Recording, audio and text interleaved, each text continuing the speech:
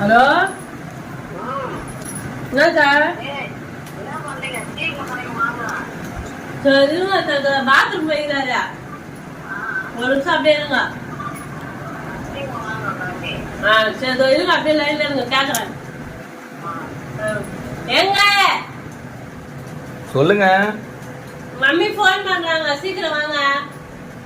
Bathroom போயிட்டு இருக்காங்க, வரேங்க. பாத்ரூமா? அப்ப பாத்ரூம் போயிருக்காரு. இருங்க, சாப்பிட்டு வருவாரு. பாத்ரூம் போயிட்டு ஒரு நேரத்துல சாப்பிட்டு வருவாரு. ஆமா ஆமா.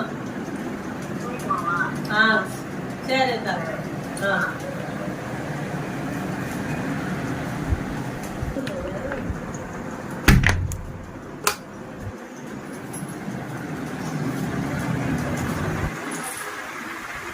என்ன பேசுனீங்க இப்போ? மம்மி நீ கிளம்பிட்டியான்னு கேட்டாங்க. அவங்க வெளியே போனோம், சீக்கிரம் வான்னு சொன்னாங்க. சரி நான் வேலை விட்டு கிளம்பி போகணுமே அப்படின்னு சொல்லிட்டு கொஞ்சம் இருந்துட்டேன் பாத்ரூம்ல. அதுக்கு நீங்க என்ன சொன்னீங்க?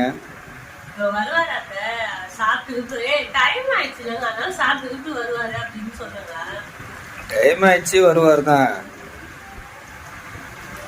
பாத்ரூம்ல இருக்காருன்னு சொல்றீங்க, சாப்பிட்டு வருவாருன்னு சொல்றீங்க.